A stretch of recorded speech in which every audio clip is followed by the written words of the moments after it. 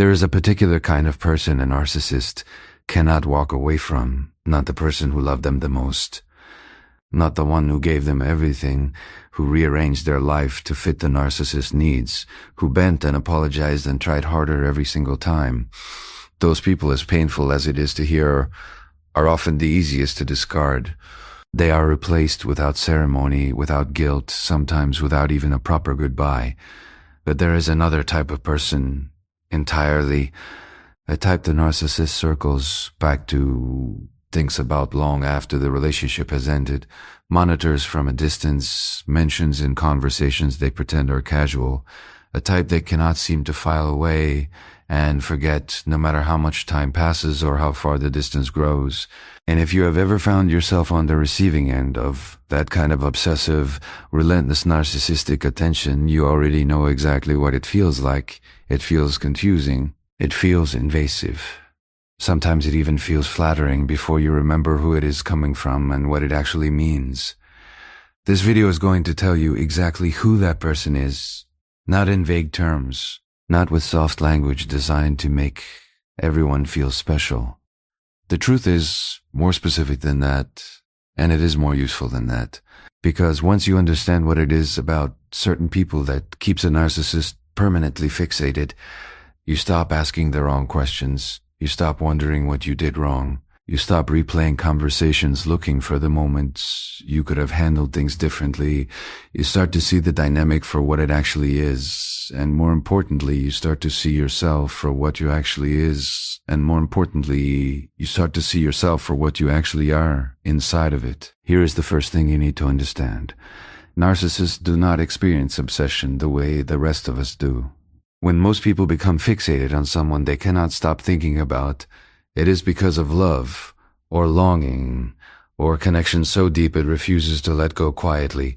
There is warmth underneath it, even when it hurts. Narcissistic obsession is built from entirely different material. It is not warm, it is not tender, it is not love dressed up in complicated clothing. It is frustration, it is a problem they cannot solve. It is the psychological equivalent of a splinter. They cannot reach an itch they cannot locate, a door they keep pushing that refuses to open. Their obsession is not about you in the way you might hope or fear. It is about what you represent to them and what you have refused to become for them. To understand that, you have to understand something fundamental about how a narcissist's internal world is structured. A narcissist's sense of self is not built from the inside. Most people, even people with their own insecurities and struggles, carry some internal foundation, a sense of who they are that exists independently of what other people think, say, or do. It is imperfect. It wobbles under pressure, but it is there. For a narcissist, that internal structure is either absent, or a structure is either absent or so fragile as to be functionally useless. What they have instead is a system of external scaffolding. They need other people to reflect back a very specific image of them in order to feel coherent, in order to feel real. They need admiration, they need compliance. They need to be the most important presence in the room, in the relationship, in the dynamic. And when someone around them cooperates with that need, consciously or not, the narcissist can maintain their equilibrium. The world makes sense. They are in control. Everything functions according to plan. But then there are the people who do not cooperate, not out of cruelty, not necessarily out of defiance or even awareness, but simply because they have something inside them that the narcissist does not and cannot touch. And that is where the obsession begins. You have probably heard that narcissists are drawn to empathetic people, and that is true. You have probably heard that they target people who are kind, giving, accommodating, and that is also true. But what the conversation rarely gets to is the distinction between the people a narcissist uses and the people a narcissist becomes obsessed with. Those are not always the same person. In fact, they are often opposites. The people a narcissist uses are, in the most painful sense, easy. They absorb, they forgive. They minimize their own needs, and maximize the narcissists. They are valuable to a narcissist the way a resource is valuable, functionally, temporarily, until the resource is depleted. But the people a narcissist becomes obsessed with are something else entirely. They are the ones who could not be fully absorbed, the ones who, despite everything, retain something of themselves that the narcissist could never quite access or own. And that inaccessibility is not a flaw. It is not coldness or emotional unavailability or damage. It is the presence of a self that is too intact to be dismantled. Think about your own experience for a moment. Think about the times you held a position and did not move from it, not because you were being difficult, but because it was simply true to who you are. Think about the moments you expressed a need clearly, without apology, without negotiating it down to nothing. Think about the times you saw through something, a manipulation, an inconsistency, a lie dressed up as a concern, and you did not pretend you hadn't. Those moments, the ones that might have felt ordinary to you, felt like collisions to the narcissist. Because in each of those moments, you were doing something that disrupted the re-architecture of their reality. You were existing on your own terms inside a dynamic they believed they controlled.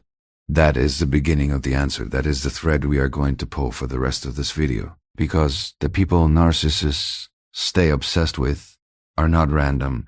They are not simply the ones who got away. They share specific qualities, specific ways of moving through the world, specific psychological characteristics that make them impossible for a narcissist to categorize, contain, or forget.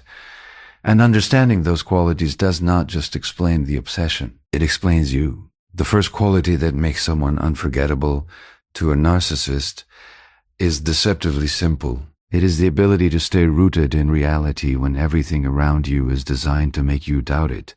This sounds straightforward until you understand what a narcissist actually does to the perception of the people close to them. It is not simply lying. Though lying is certainly part of it, it is something more systematic than that.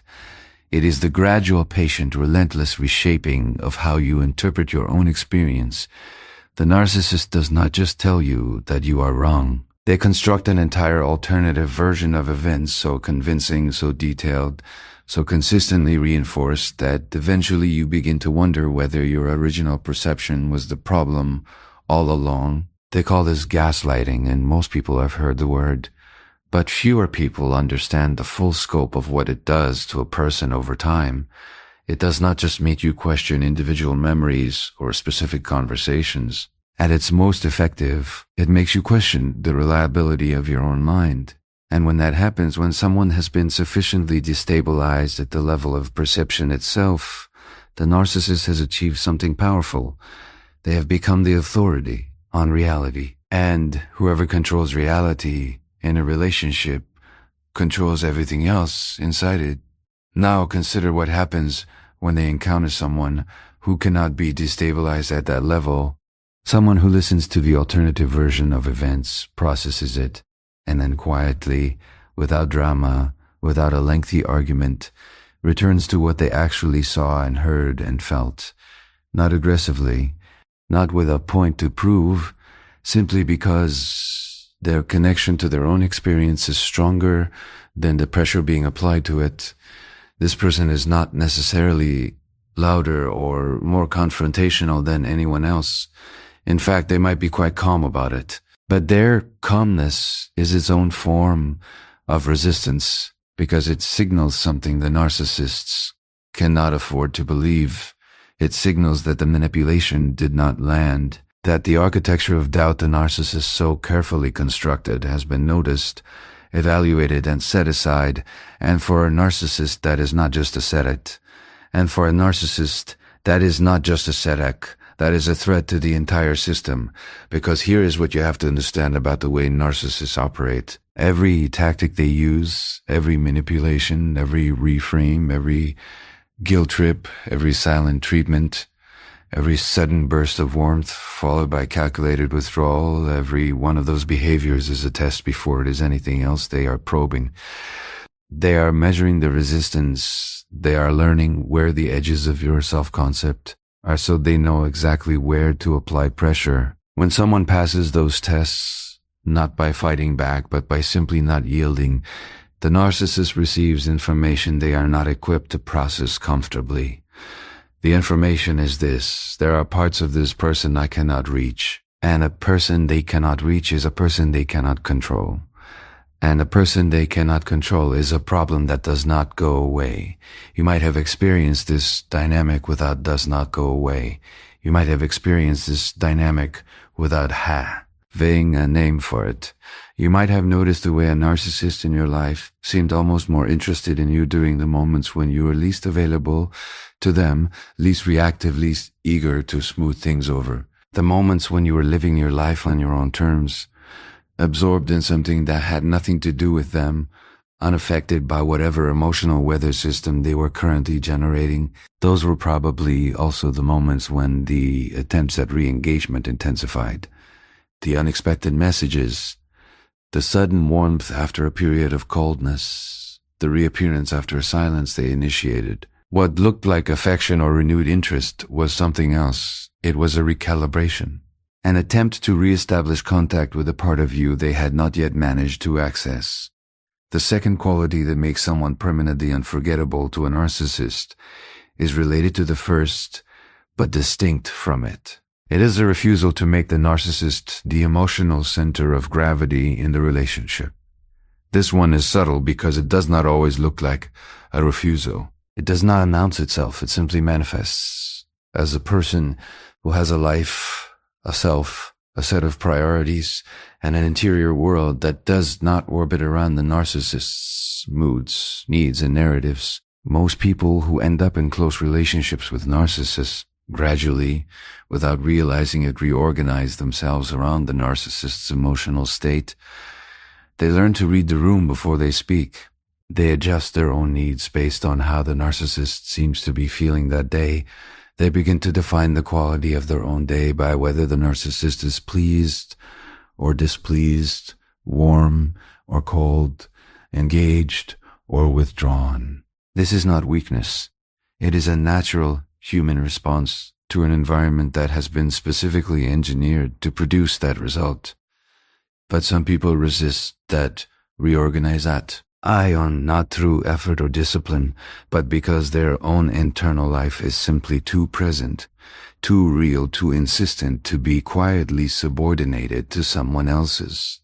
These are the people who remain genuinely interested in their own work, their own friendships, their own growth, not as a strategy, not to appear mysterious or unavailable, but because those things actually matter to them and they have not lost the thread of that mattering. And to a narcissist, this is maddening in a way that is difficult to overstate, because the narcissist's entire strategy depends on becoming indispensable, on making themselves the primary reference point through which the other person interprets their own worth and well-being. When that strategy fails, when the other person remains stubbornly whole, stubbornly oriented toward their own life, the narcissist is left in the position of a planet with no gravitational pull, present but not central, noticed but not depended upon, and they cannot rest in that position. They cannot accept it. So they keep trying, they keep returning, they keep pushing at the edges of a self that will not collapse.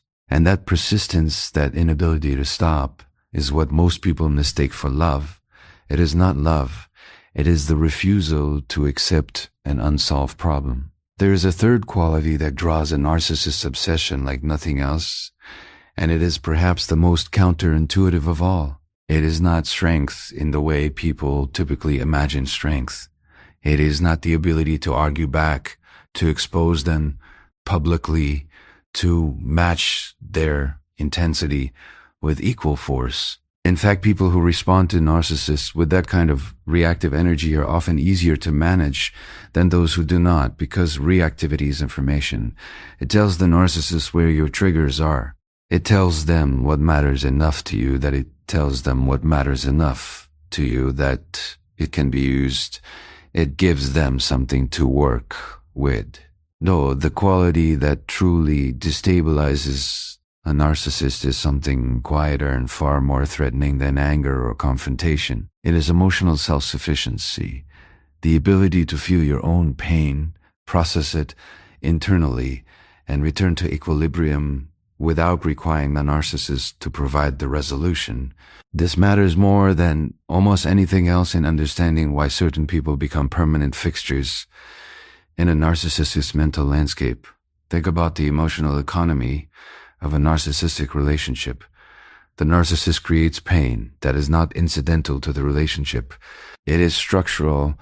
The criticism, the withdrawal, the unpredictability, the subtle undermining, the moments of warmth that vanish without explanation, all of it generates a specific kind of emotional hunger in the other person. A hunger for resolution, for reassurance, for the return of the version of the narcissist that first made them feel chosen and seen. And when the other person comes to the narcissist to have that hunger soothed, which is the natural human thing to do, the narcissist gains something enormously valuable. They gain confirmation that they are the source, that they hold the key to this person's emotional state, that they can take away the warmth and give it back, and the other person will reorient themselves accordingly. That confirmation is the supply the narcissist lives on, but the emotionally self-sufficient person breaks this economy entirely. They feel the pain because they are human and the pain is real, but they do not bring it back to the narcissists for resolution. They sit with it. They process it through their own resources, their own clarity, their own friendships and inner life. They find equilibrium, not because they are numb or detached, but because they have a relationship with their own emotional experience that does not require external management. And why? They return to the narcissist. If they return at all, they return from a place of steadiness rather than hunger. They are not reaching, they are not seeking, they are simply present on their own terms. And the narcissist who has been waiting for the moment when the pain they caused would translate into leverage finds that the leverage never materializes. The wound they inflicted has already been tended to. The door they expected to be knocked on remains closed, not because the person is pretending, but because they genuinely do not need what the narcissist was withholding. If you have ever been told by a narcissist that you are cold, or that you do not care enough, or that you are impossible to connect with, there is a very good chance that what you are actually being punished for was this: your ability to be okay without them, your capacity to tend to your own inner life without outsourcing it, your refusal, conscious or not, to let their emotional temperature set the thermostat for your entire day. That is not coldness. That is wholeness. And to a narcissist, wholeness in another person is one of the most disorienting things they can encounter, because their entire strategy assumes a gap, an emptiness, a place where they can insert themselves and become necessary. When that gap does not exist, or when it exists but you have learned to fill it yourself, the narcissist loses their footing entirely. Now, here is where it becomes important to talk about something that does not get discussed enough in conversations about narcissism. The difference between people who accidentally embody these qualities and people who have consciously developed them. Because both exist, and the narcissist's relationship to each is slightly different. Some people come into a narcissist's orbit already carrying these qualities, not because they have done any particular work, but because either history, their temperament, or simply the life they have lived has forged them in a way that left them unusually grounded. These people often do not fully understand why the narcissist responds to them so intensely. They may even mistake the narcissist's obsessive attention for genuine connection, for finally being seen by someone who recognizes their depth. And that misreading is dangerous because it can draw them deeper into a dynamic they were not looking for and did not choose. But then there are the people who have developed these qualities deliberately, often through the painful experience of a previous narcissistic relationship. People who went through the confusion, the self-doubt, the erosion of identity, and came out the other side having decided, consciously and with great effort, that they would never again allow their sense of self to be managed by someone else. These people are perhaps the most compelling figures in the narcissist's mental world, because they carry something the narcissist can almost recognize.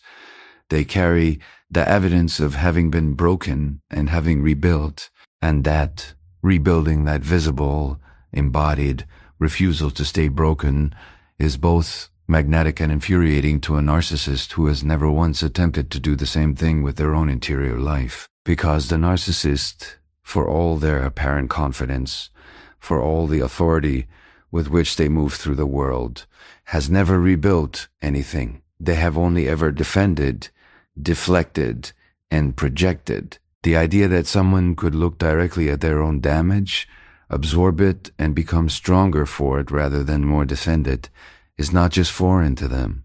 It is a rebuke. It is proof of a kind of human capacity they have chosen not to develop, and may not even believe is real. And people who embody that capacity become, in the narcissist's mind, something they cannot categorize, cannot diminish, and cannot forget. So now you have the full picture beginning to take shape. The people narcissists stay obsessed with are not the ones who love them the hardest or gave them the most. They are the ones who remained real in an environment designed to dissolve reality. They are the ones who stayed oriented toward their own life when every mechanism of the relationship was engineered to make the narcissist the only orientation that mattered. They are the ones who process their own pain without handing the narcissist the receipt. And they are the ones who, whether through natural temperament or deliberate rebuilding, carry a self that is too coherent, too present, too genuinely inhabited to be taken apart and reassembled according to someone else's needs.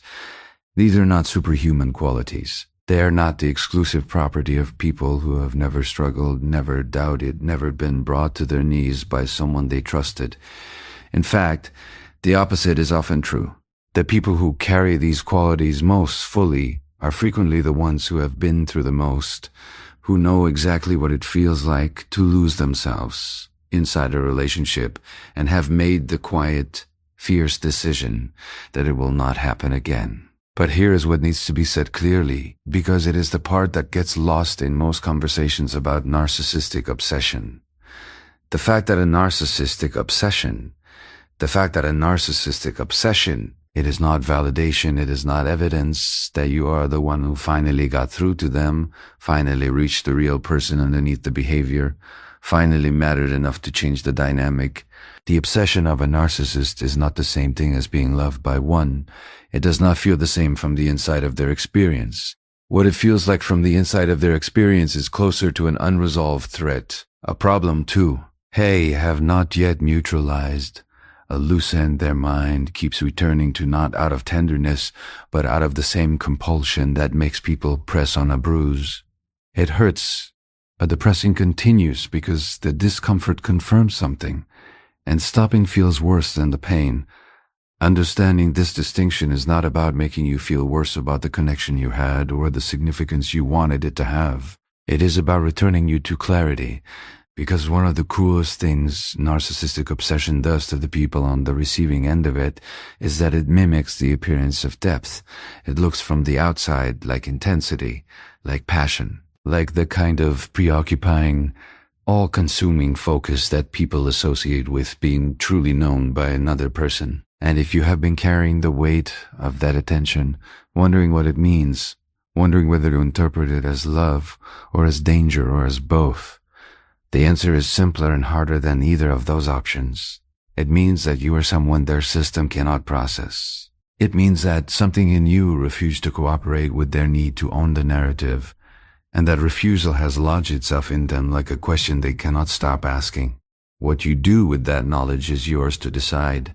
Some people find it clarifying in a way that finally allows them to stop waiting for the obsession to transform into something real. Some people find it liberating in a way that makes the distance they have created feel not like loss, but like the most self-respecting decision they have ever made. And some people, if they are honest, find it painful even when they understand it, because understanding something intellectually does not always dissolve the emotional residue of a connection that felt, at least at moments, like it might have been the most seen they had ever been by another person.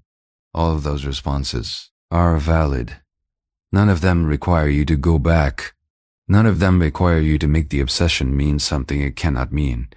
What they do require, if you want to move forward from this with something more than just an explanation, is a turning of attention, because the most important insight in everything we have covered today is not really about the narcissists at all. It is about you. It is about the qualities you carry that their system cannot absorb, the groundedness, the self-sufficiency,